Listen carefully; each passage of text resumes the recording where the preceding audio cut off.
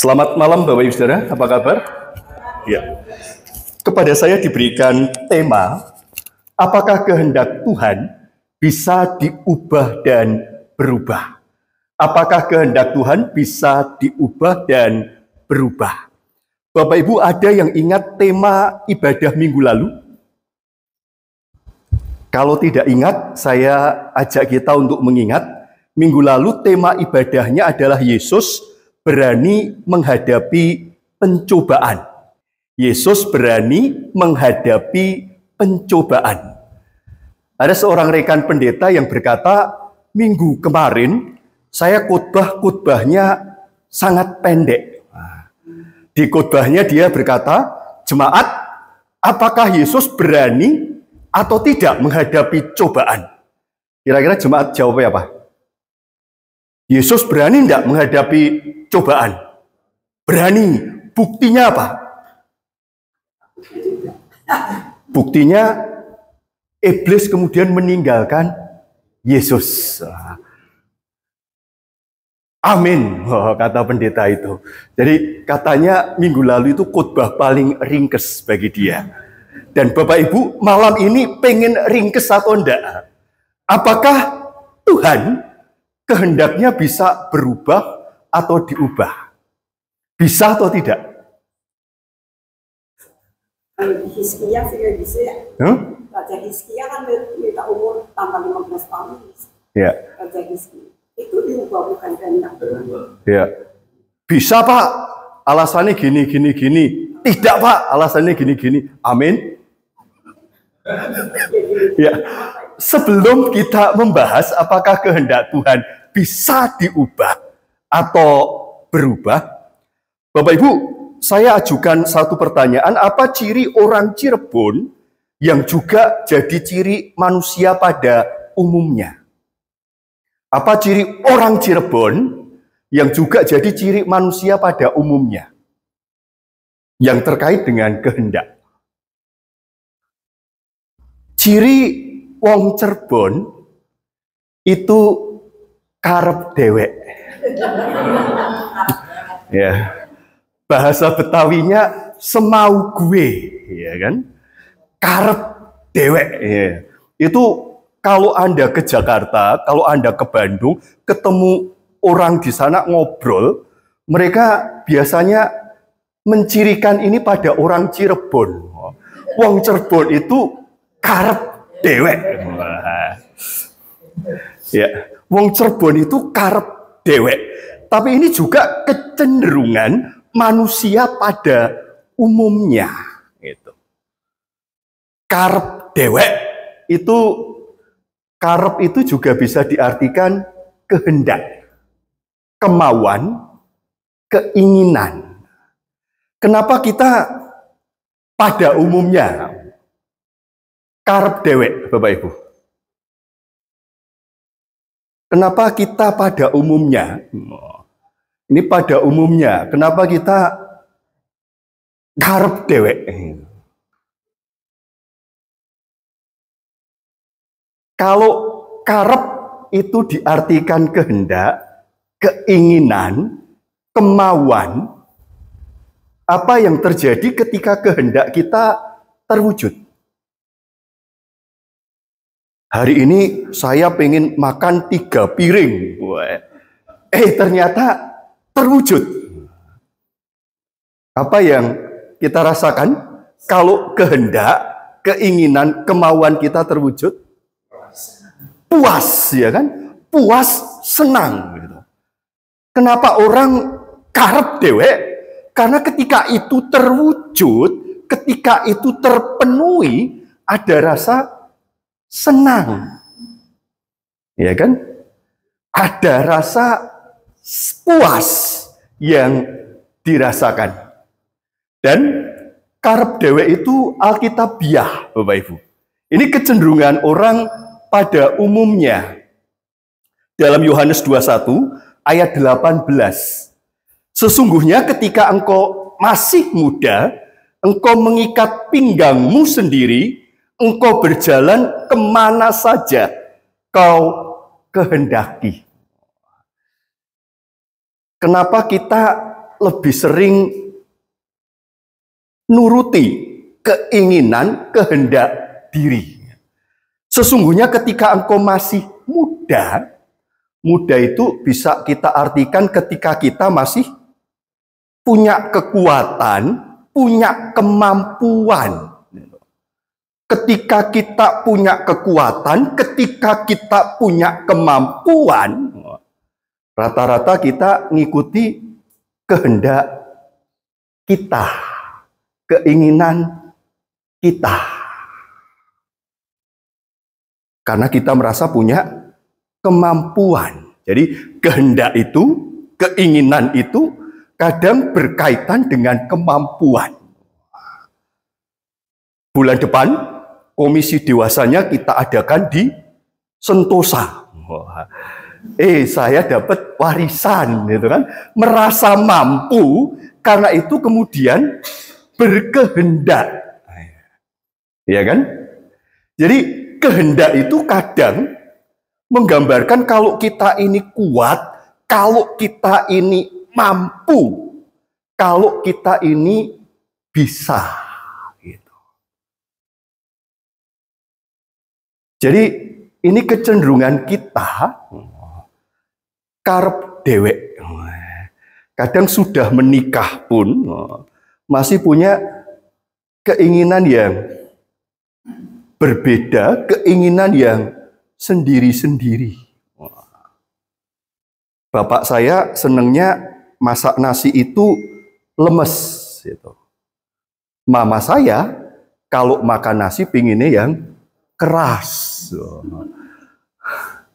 Masing-masing punya kemauan, keinginan, kehendak yang berbeda. Ada yang mengatakan kehendak itu adalah kemampuan berpikir. Kehendak itu penting sebagai salah satu bagian dari pikiran bersama dengan akal budi dan pemahaman. Dan kehendak itu punya peran dalam setiap tindakan. Jadi kehendak itu yang mendorong suatu tindakan. Dan sebelum kita membahas kehendak Tuhan bisa diubah atau berubah, maka pertanyaannya kehendak kita yang senenge karep dewek ini bisa berubah, bisa diubah atau tidak. Sebelum kita bicara soal kehendak Tuhan. Kehendak manusia itu bisa diubah, bisa berubah atau tidak, Bapak Ibu? Bisa. Iya. Bisa. Kehendak manusia itu bisa diubah, bisa berubah. Ada seseorang yang mengatakan ada 5 kehendak yang mendorong perilaku manusia. Bapak Ibu, tindakannya bisa sama, tetapi kehendak, dorongan, niatnya bisa beda. Dan kehendak itu memberi nilai pada sebuah tindakan. Ada 3 orang sama-sama membunuh. Tindakannya sama, membuat seseorang tidak lagi bernyawa. Tindakannya sama, tapi nilai dari tindakan bisa berbeda. Yang membuat berbeda adalah kehendak, niat, atau bahasa kerennya motivasi. Satu membunuh karena mempertahankan diri. Ada perampok datang ke rumahnya, nodong pakai senjata. Mempertahankan diri, ketimbang mati, saya bikin mati orang. Jadi tindakannya sama, tapi yang pertama dorongannya adalah mempertahankan diri. Yang kedua, bikin mati orang. Tapi karena tidak sengaja gitu. Kerja sebagai tukang di atas genteng, ndak hati-hati palunya kesenggol jatuh, nibani orang di bawah. Kena kepalanya, orang yang ketibanan palu meninggal. Tindakannya sama, membuat orang kehilangan nyawa. Tapi dilakukan karena tidak sengaja. Satu lagi, tindakannya sama, tapi dorongannya dendam. Aku tiap ke gereja, dia diajak salaman buang muka. Ya sudah, nanti tak bikin hilang nyawanya. Jadi karena ada unsur dendam, dilakukan secara terencana dan sengaja. Ada 3 tindakan yang sama, tetapi ada niat yang berbeda. Kira-kira hukumannya sama atau beda? Nilai dari tindakan sama atau beda? Kalau Bapak Ibu jadi hakimnya, kira-kira hukumannya sama, semua dihukum mati? Atau tindakannya sama, niatnya berbeda, maka itu yang menentukan kualitas dari hukuman. Yang lebih berat yang mana? Yang direncanakan, yang sengaja, yang karena dendam, ya kan?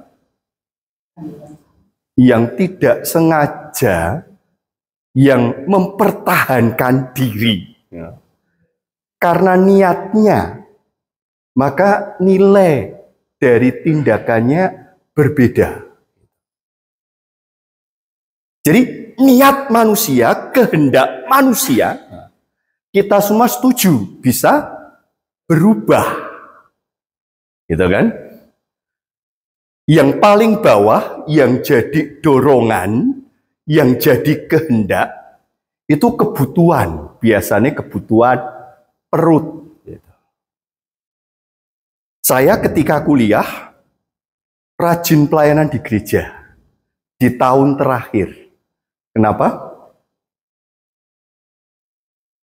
Ketika pertama kali kuliah, uang saku saya itu 500.000. Tahun 2002. 100.000 untuk bayar kos, 400.000 untuk makan sebulan, sama beli buku. 2002, 400.000 itu masih bisa hidup mewah. Jadi seminggu sekali masih bisa makan babi panggang. Tahun berganti, uang makan tetap, kos naik. Jadi kemudian supaya tetap bertahan, menyesuaikan diri. Makanya tidak seroyal dulu. Tahun ketiga, uang saku tetap. Kos-kosan jadi 150. Jadi uang sakunya 350. Mulai makan mie instan. Mulai makan pakai tempe gitu. Tahun keempat, uang saku tetap. Kos-kosan naik jadi 200.000. Gitu. Harga-harga juga naik. Gitu. Tahun keempat ini, saya rajin pelayanan di GKI Ngupasan. Kenapa? Karena setiap pelayanan, selesai pelayanan dapat makan. Gitu. Jadi saya ikut jadi guru sekolah minggu di GKI Ngupasan. Gitu. Selesai pelayanan, biasanya persiapan, habis persiapan dapat makan. Di gereja itu makannya sedang dan enak gitu kan. Sedang dan enak, apalagi bagi mahasiswa gitu. Apa yang jadi dorongan saya melayani? Kebutuhan perut saya. Kebutuhan makan bagi diri saya. Ini yang jadi kehendak, yang jadi niat, yang jadi dorongan orang. Yang pertama kebutuhan material. Kebutuhan yang dapat dirasakan menjawab dirinya. Dan umumnya kebutuhan fisik, kebutuhan perut. Ada banyak orang yang ngikuti Yesus. Supaya apa? Supaya dapat makan. Jadi zaman dulu sudah ada makan bergizi gratis oleh Tuhan Yesus. Yesus membuat mujizat untuk 3.000 orang, untuk 5.000 orang. Jadi makan bergizi gratis itu sudah ada dari zaman dulu. Dan yang kedua, itu kebutuhan akan keamanan. Ada orang yang datang rajin ke gereja, tapi karena dorongan fisiologis. Ada juga orang yang rajin ke gereja, soalnya saya takut nanti mati masuk neraka. Atau nanti saya takut kalau tidak rajin ke gereja itu hokinya hilang. Jadi sial gitu kan. Ada orang yang karena dorongan keamanan. Ada orang yang karena dorongan butuh kasih sayang. Saya di gereja itu ada yang memperhatikan gitu. Tadi saya datang ke sini ditanya sudah makan belum, diambilin makanan. Saya tidak kekurangan makanan, saya aman, tapi bisa jadi saya butuh kasih sayang gitu. Kalau sakit datang orang gereja ngelawat, doakan. Saya mendapat kasih sayang dan perhatian karena itu. Kemudian jadi dorongan saya untuk beribadah, bersekutu, aktif dalam kegiatan gereja. Dan yang ketiga, butuh akan penghargaan. Butuh akan penghargaan. Tidak butuh lagi makan, rasa hidupnya sudah aman, semua tercukupi, tidak kekurangan kasih sayang. Tapi orang itu hidup kadang juga butuh dihargai. Sudah omah-omah, tapi jadi asyir. Menyambut jemaat, jempol 3 itu. Rasanya seneng kan, dihargai gitu. Tidak kurang makan, hidupnya sudah cukup gitu kan. Tapi kadang orang juga butuh dihargai. Jadi bisa jadi tindakannya sama, tapi yang jadi dorongan, yang jadi niat, yang jadi kehendak itu berbeda. Lah yang terakhir, ini dinamakan segitiga Maslow. Karena semakin ke atas, semakin banyak atau semakin sedikit? Semakin sedikit. Gitu. Rata-rata ya, kalau Imlekan, kalau Natalan, orang mau agamanya apa datang ke gereja, ya cari makan, ya kan? Supaya perutnya kenyang. Itu kebutuhan umum, makanya dinamakan segitiga. Yang bawah itu yang paling banyak, makin ke atas, makin sedikit orang. Dan yang ketiga itu, kalau boleh dikatakan, orang yang melayani, yang sudah tidak butuh apa-apa. Atau bahasanya, orang yang sudah selesai dengan dirinya sendiri. Dicaci tidak sakit hati, dipuji tidak besar kepala. Jadi tindakannya sama, yang dilakukan sama, tapi bisa jadi kehendak atau dorongan yang berbeda. Dan kita itu bisa berubah, bisa diubah, ya kan? Yang tulus bisa jadi pamrih. Gitu. Ketika pelawatan ke jemaat, saya berangkat dengan hati yang tulus. Gitu. Mau diterima, tidak akan mempengaruhi diri saya. Gitu kan. Dapat sesuatu, tidak dapat sesuatu, tidak mempengaruhi diri saya. Ketika pelawatan ke si A, dapat amplop. Ketika pelawatan si B, dapat amplop. Makin rajin atau enggak? Makin rajin gitu kan. Giliran nggak dapat amplop, ini jemaatnya kok medit-medit ya. Gitu. Saya berubah enggak? Awalnya enggak punya pikiran, enggak punya pamrih, ya kan? Tetapi ketika dapat sesuatu, tidak dapat, loh kok mikir pamrih, gitu. Kita bisa berubah dari yang semula baik, tapi dorongannya bisa jadi melenceng. Gitu. Cik Susi mau pindah ke Pengampon enggak? Kalau mau pindah, saya kasih emas 2 kilo. Emas asli ini, emas 2 kilo. Jemaat Pengampon baik-baik, pendeta ini dikasih emas. Gitu. Cik Susi mau pindah ke Pengampon enggak? Dapat emas 2 kilo. Ada yang mau pindah ke GKI Pengampon. Kalau jemaat 1 kilo, kalau pendeta 2 kilo. Ya.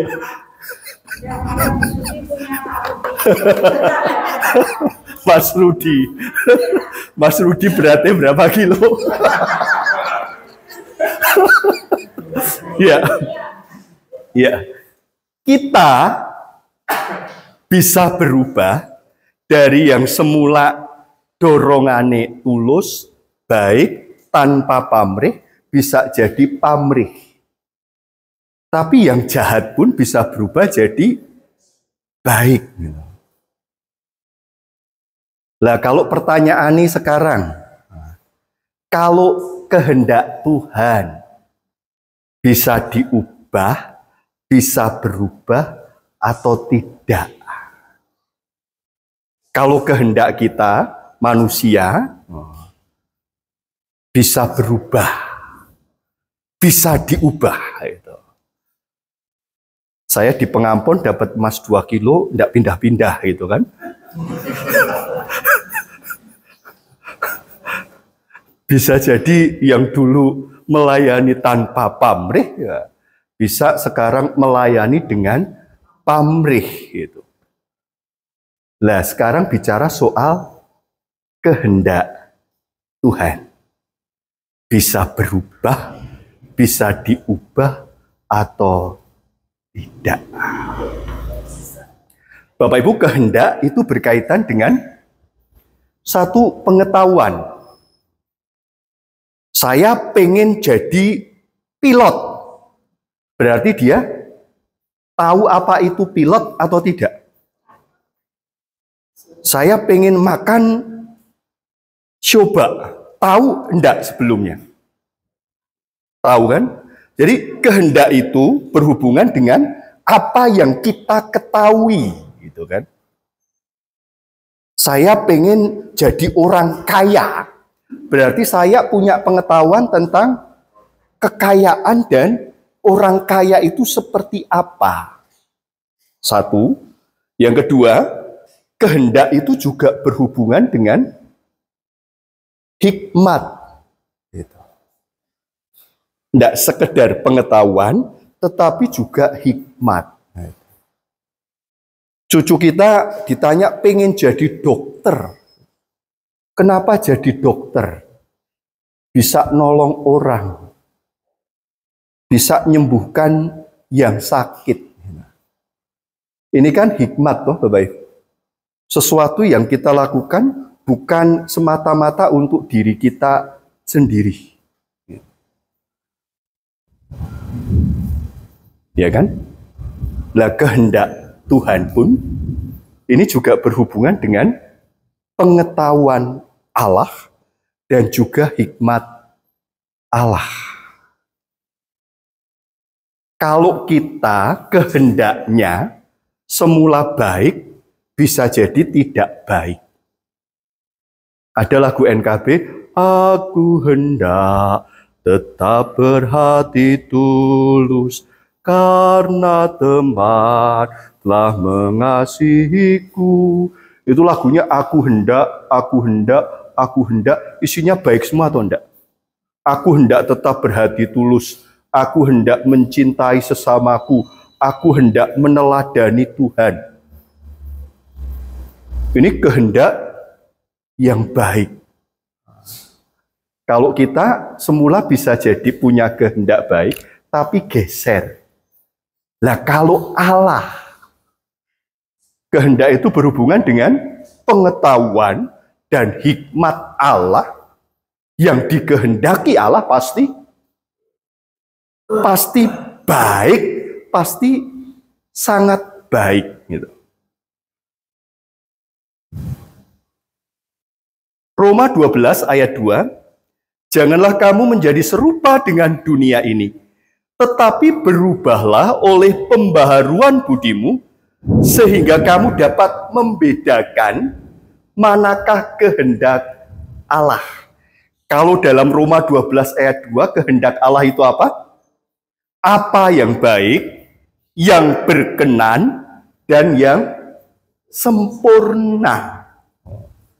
Jadi kehendak Allah itu apa yang baik, apa yang berkenan, dalam bahasa lainnya, apa yang menyenangkan bagi Allah, apa yang sempurna. Loh, kalau kehendak Allah itu baik dan mutlak baik, kalau berubah kita yang celaka atau enggak? Kehendak Allah dalam Roma 12 yang baik, yang menyenangkan Allah, yang sempurna. Loh, kalau yang sempurna ini berubah, kita cilaka atau enggak? Kita kehendaknya bisa berubah.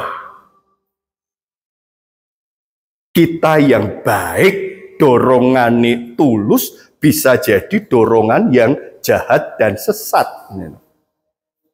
Loh, kalau kehendak Allah itu baik, berkenan, sempurna. Kalau berubah, bisa enggak? Dari yang baik jadi tidak baik. Dari yang berkenan jadi tidak berkenan. Dari yang sempurna jadi tidak sempurna. Gitu. Yakobus 1 ayat 7. Setiap pemberian yang baik dan setiap anugerah yang sempurna datangnya dari atas, diturunkan dari Bapa segala terang. Padanya tidak ada perubahan atau bayangan karena pertukaran. Jadi kalau boleh disimpulkan, jika kehendak Allah itu baik, berkenan, sempurna, kita maunya kehendak Allah bisa berubah atau tidak? Tidak, ya kan? Tapi kenapa? Tadi dalam catatan-catatan kitab suci, lah kok mengesankan ada perubahan. Itu. Yang berubah kehendaknya, atau yang berubah apa, Bapak Ibu?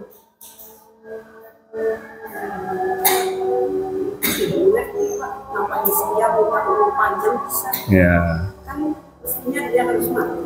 Ya. Bapak Ibu, dalam kitab Kejadian, kalau kamu mengambil dan makan buah itu, maka kamu akan mati. Gitu. Tapi Adam dan Hawa makan buah yang dilarang oleh Tuhan. Mati atau tidak? Wow. Yang mati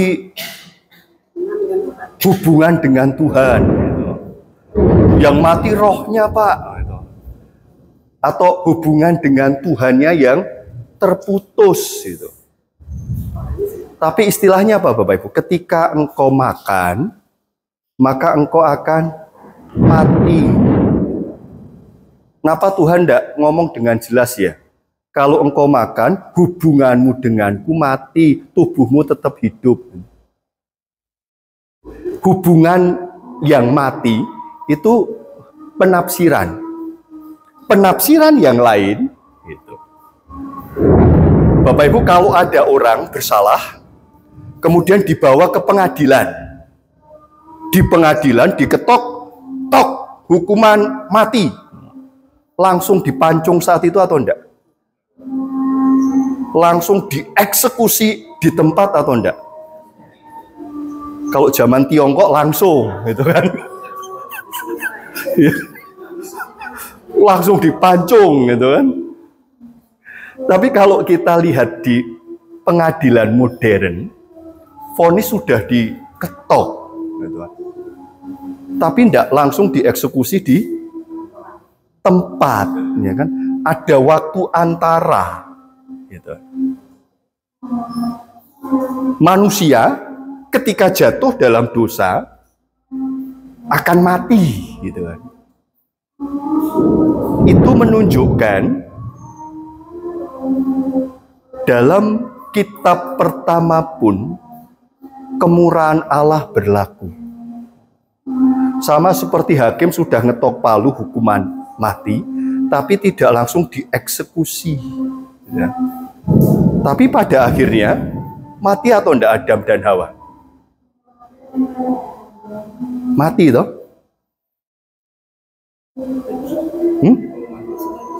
Mati kan? Iya kan? Tapi tidak langsung dieksekusi.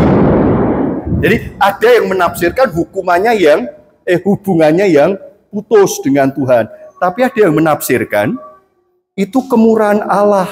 Gitu. Sudah diketok palu vonis, tapi tidak langsung dieksekusi. Diberi kesempatan. Eksekusinya kapan? Sampai Adam berusia 900 tahun.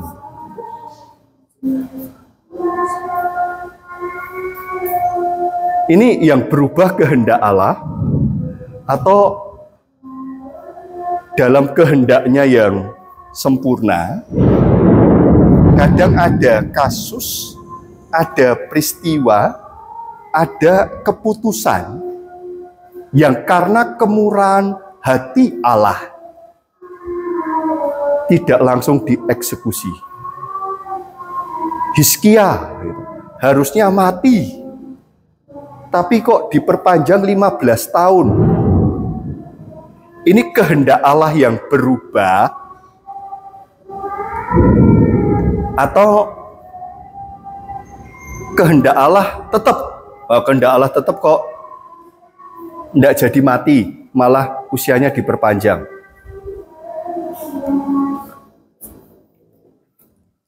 Bapak Ibu, dalam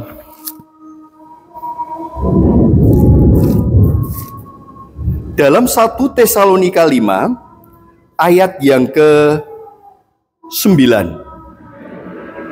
1 Tesalonika 5 ayat yang ke-9. Karena Allah tidak menetapkan kita untuk ditimpa murka. Karena Allah menetapkan kita untuk tidak ditimpa murka, tetapi untuk beroleh keselamatan oleh Yesus Kristus Tuhan kita. Jadi ini ketetapan Allah. Apa ketetapan Allah? Allah tidak menghendaki, Allah tidak menetapkan kita ditimpa murka. Tetapi untuk beroleh keselamatan oleh Yesus Kristus Tuhan kita. Hizkia pada akhirnya mati atau enggak, Tante? Mati, ya kan? Dan dalam 15 tahun waktu yang disediakan Tuhan, Hizkia jadi lebih baik atau lebih jahat? Kalau Anda baca, 15 tahun diperpanjang oleh Tuhan, Hizkia itu bikin terowongan air di bawah Yerusalem. Jadi Yerusalem dikepung musuh, mereka tidak kekurangan air karena terowongan yang dibuat oleh Hizkia. Jadi perpanjangan usia itu menjadikan Hizkia jadi meninggalkan warisan yang baik.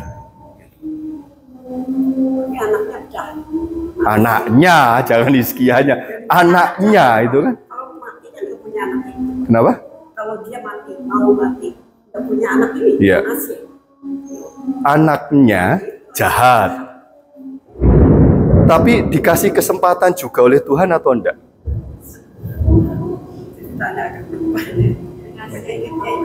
Iya. Bapak Ibu, kayak kita menikah, kita kan dari dua orang jadi punya satu kehendak. Cuman kalau yang satunya ke kanan, ke kiri, selingkuh gitu, ini masih tetap menjaga kehendak atau enggak? Allah kan mempelai laki-laki, ya, menggambarkan diri mempelai laki-laki, kita mempelai perempuan. Allah yang Maha Kuasa itu menjadikan kita mempelai, tapi kita nih yang bisa ngalor ngidul atau kita yang setia?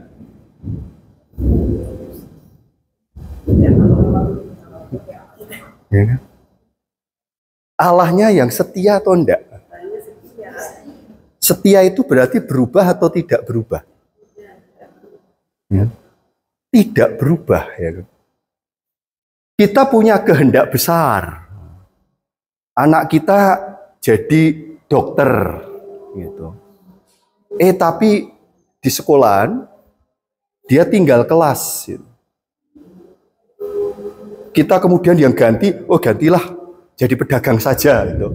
Atau kita tetap, anakku tetap jadi dokter. Tinggal kelas enggak apa-apa. Aku nanti carikan guru les. Aku nanti bantu dia belajar. Ini kehendaknya berubah atau enggak? Pendekatannya yang berubah, ya kan? Ternyata dalam perjalanan ini anak ada halangan, gitu kan? Kita bantu atau tidak, atau kita kamu enggak usah jadi dokter, kamu ganti jadi. Tadi Allah menetapkan kita tidak ditimpa murka, tetapi kita ini ditetapkan selamat. Loh, kalau kehendak Allah berubah, celaka atau enggak gitu?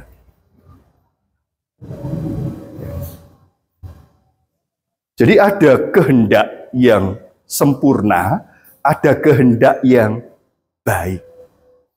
Kadang kita yang karena kita nih yang sering berubah, itu jadi kacamata kita melihat Allah. Loh, ini Allah kok gonta-ganti gitu kan. Loh, yang berubah bukan Allah, kita yang berubah gitu loh. Ada orang kaya yang pengen bangun rumah gitu kan. Dia cek tiap bulan. Wah, bagus sesuai dengan harapannya. Ketika finishing, dia cek. Kok ini gelap? Dia panggil kontraktornya. Ini kok jadinya kayak gini, tidak sesuai harapan. Pindah lagi ke yang lain, ini juga. Dia kecewa. Ini rumah impiannya, tapi hampir selesai. Semua kok tidak seperti yang dia harapkan. Nah, kontraktornya bingung, ini udah mau selesai, tapi kok komplain. Gitu. Tapi kemudian kontraktornya tahu. Tuan, tolong kacamata hitamnya dilepas dulu. Ternyata tadi keliling rumah itu pakai kacamata hitam. Jadi semua kelihatan hitam, gelap gitu kan. Karena kita kadang memandang yang dilakukan Tuhan dengan kacamata kita, kita nih yang kadang tidak konsisten, kita nih yang kadang gonta-ganti. Ya. Kadang kita juga memakai kacamata itu untuk melihat Tuhan. Yang padahal pengetahuan kita akan Tuhan itu terbatas. Ketika Tuhan dapat dipahami, maka itu bukan lagi Tuhan. Ketika Tuhan dapat dipahami, kita jelaskan, dia bukan lagi Tuhan tetapi berhala. Karena kita ini terbatas, Allah tidak terbatas. Pengetahuan kita tentang Allah itu hanya secuplik. Gitu. Yang kita yakini, kalau kehendaknya sempurna, kalau kehendaknya baik dan sangat baik, loh kita pun berharap jangan berubah. Kita yang berubah dari yang semula karep dewek jadi nurut sama kehendak Tuhan gitu. Kapan kita nurut Bapak Ibu? Tadi pointer ya. Gimana ya? Saya lupa naruh. Hah? Oh, di Alkitab.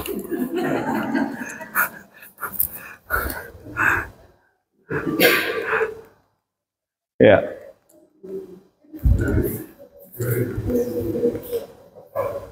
Tetapi jika engkau sudah menjadi tua, berarti kemampuannya sudah menurun, engkau akan mengulurkan tanganmu, dan orang lain akan mengikat engkau, dan membawa engkau ke tempat yang tidak kau kehendaki. Kita semua dasare karep dewek. Gitu. Kapan kita nurut? Ya saat sudah tidak bisa apa-apa.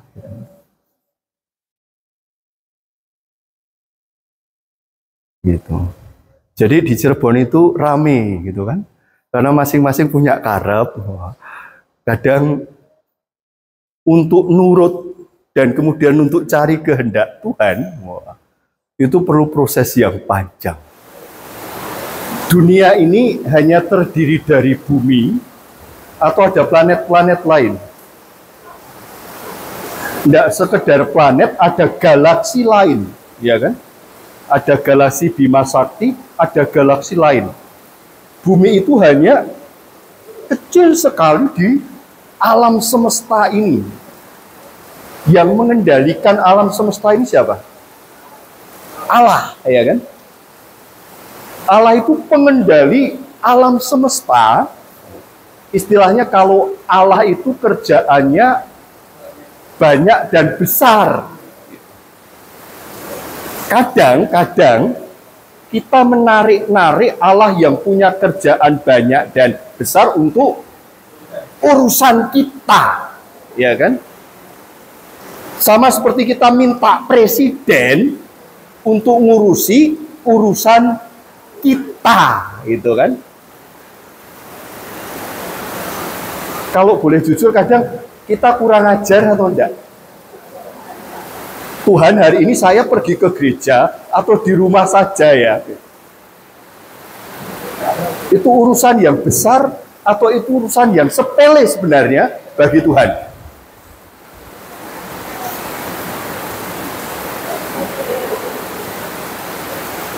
Kalau kita sebagai anak, seneng enggak kita diatur-atur? Kita jadi anak, kepinginnya karep dewek, enggak suka diatur, ya kan?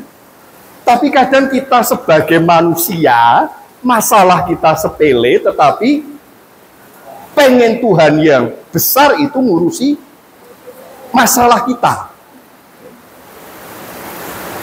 Kita sebagai anak tidak senang diatur. Waktu kita kecil, sepatu disiapin, baju disiapin, gitu kan? Ya kan? Karena kita masih kecil. Makin dewasa, orang tua pengen lihat kita mateng atau enggak? Ngambil keputusan, ngambil tindakan, itu karena sudah jadi pribadi yang dewasa. Gitu. Satu, yang kedua, kita hidup, dalam hidup kita kan selain diatur oleh Tuhan, ada juga hukum alam, ya kan? Kalau kita lempar sesuatu ke atas, ngambang atau jatuh? Itu kan hukum alam, toh. Kalau kita tidak makan selama 40 hari, tidak minum juga selama 40 hari, makin kuat atau lemes? Lemes, ya kan?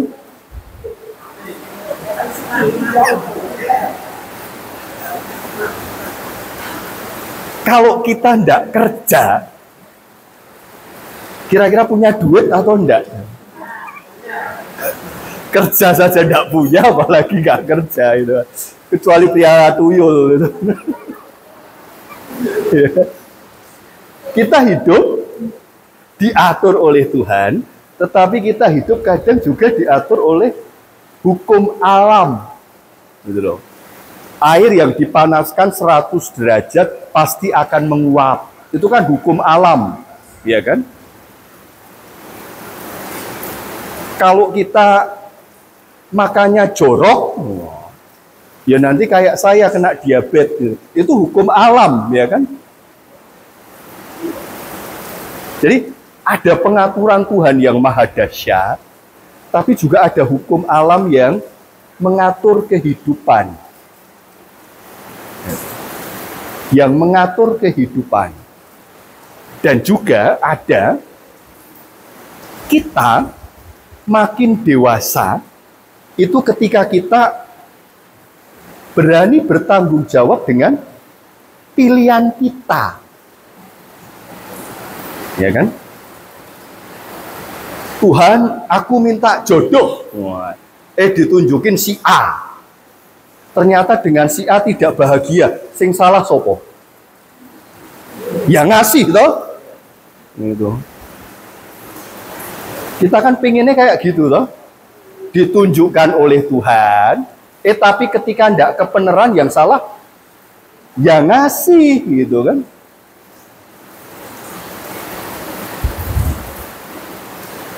Kayak kita makin gede, mau pakai sepatu apa, baju warna apa, harus tanya sama orang tua atau enggak? Makin dewasa berarti makin punya kemandirian dalam mengambil sikap, tapi juga makin siap dengan konsekuensi. Gitu. Kita kadang urusan sepele pengen yang nentukan Tuhan, ya kan? Tetapi ketika tidak kebenaran, jadi nih salahnya Tuhan. Gitu. Ada berapa banyak orang yang yakin jodoh ini dari Tuhan? Ketika menikah 5 tahun, ketika menikah 7 tahun, ini Tuhan salah enggak ya ngasih jodoh kayak gini? Gitu kan?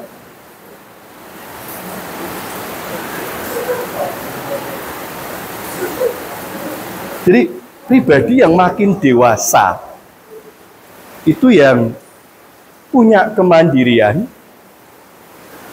dan juga siap akan konsekuensinya.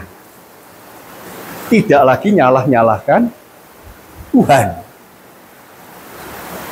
Saya jadi orang Kristen tidak pernah makan enak, hidupnya susah terus. Ini Tuhannya benar atau pilihan saya yang salah? Gitu. Wes pindah agama saja, dapat Indomie terus, gitu kan.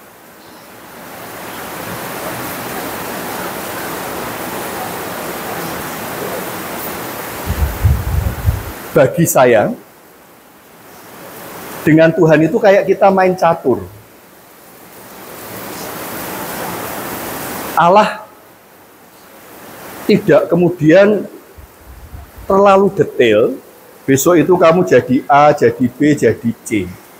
Tapi bagi saya Allah itu kayak kamu jadi orang, jadilah orang baik. Kalau mau jadi pendeta, mau jadi dokter, mau jadi pedagang, pilihanmu. Tapi jadilah pedagang-pedagang yang baik, pendeta-pendeta yang baik, karyawan-karyawan yang baik. Pilihanmu apa? Gitu. Terserah, tapi prinsipnya pilih yang baik, hidup yang benar, jujur, gitu kan.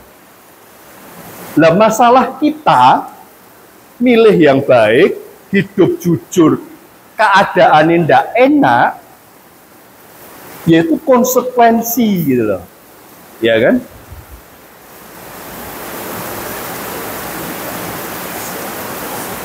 Apa Tuhan janji kalau kita jadi pengikutnya hidupnya enak?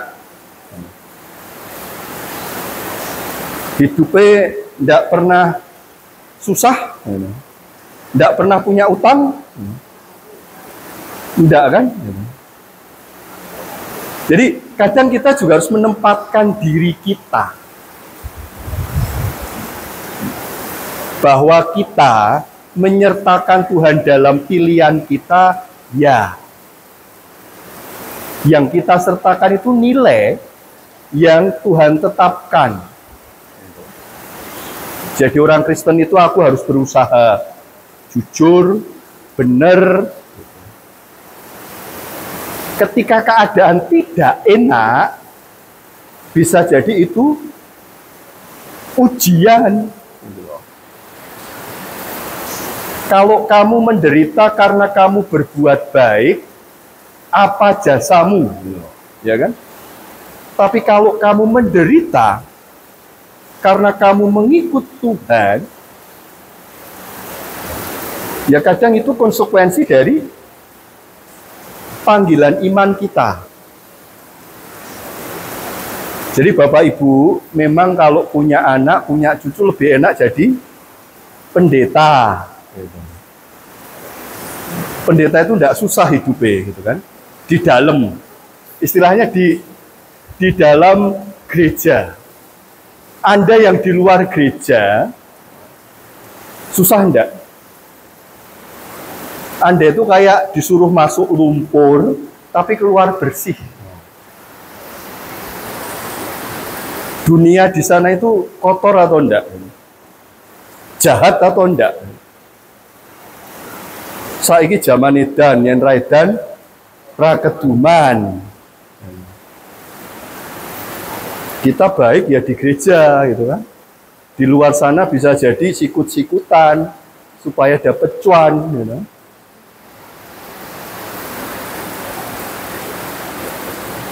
Jadi kalau punya cucu, punya anak, suruh jadi pendeta.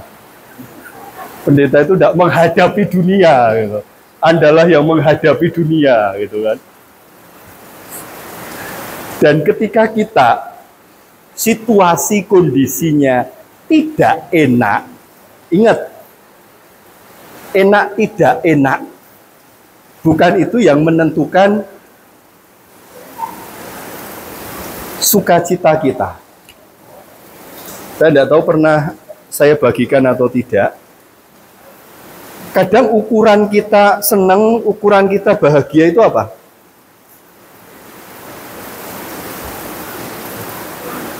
Kita bahagia kapan?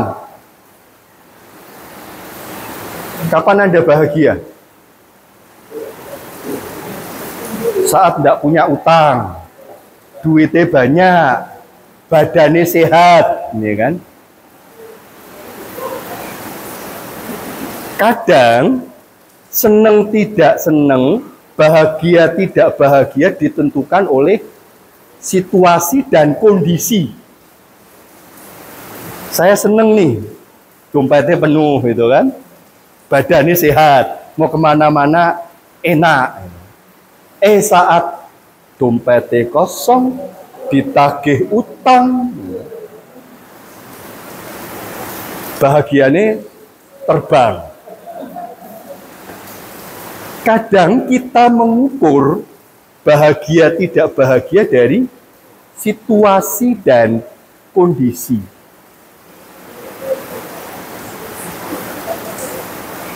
Itu yang salah. Karena tidak ada situasi dan kondisi yang abadi dan tetap. Tante akan sehat terus? Pengennya, ya kan? Tapi hukum alam loh, ya kan? Mata itu makin lama makin kabur, tangan makin lama makin buyuten, gitu kan?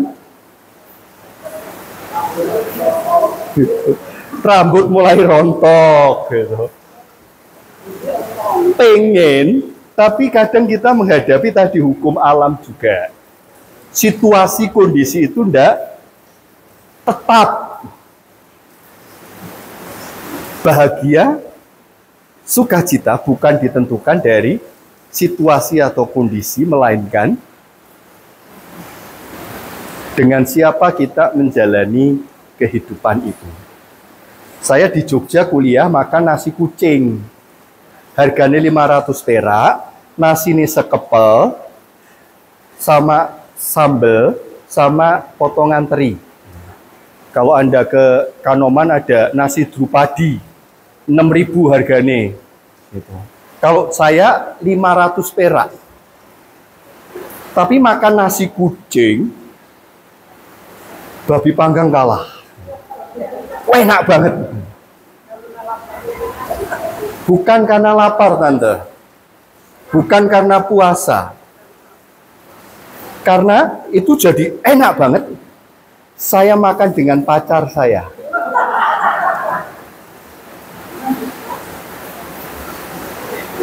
Keliling Jogja, naik sepeda ontel. Kaki pegel, badan keringetan. Tapi hati seneng, karena apa? Yang saya bonceng, pacar saya. Jadi hidup itu indah, bahagia bukan dari apa yang terjadi, bukan dari situasi, tapi bersama siapa kita menjalani, kita melewati kehidupan itu. Yesus di padang gurun tidak sendirian, ditemani Roh Allah. Kapan kita paling mudah jatuh? Saat lapar, saat lemah, saat sendirian.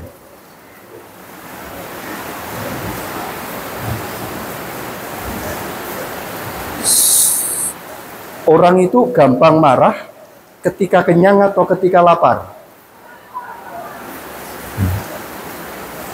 Kalau ada orang yang mengalami musibah, jangan dibiarkan sendiri. Kenapa kalau sendiri? Nanti kerasuan, ya kan? Kalau tidak kerasuan nanti bisa bunuh diri, gitu kan? Kita itu gampang jatuh ketika lapar, ketika lemah, ketika sendirian. Karena itu janji penyertaan Tuhan adalah Immanuel, aku akan menyertai engkau sampai pada kesudahannya.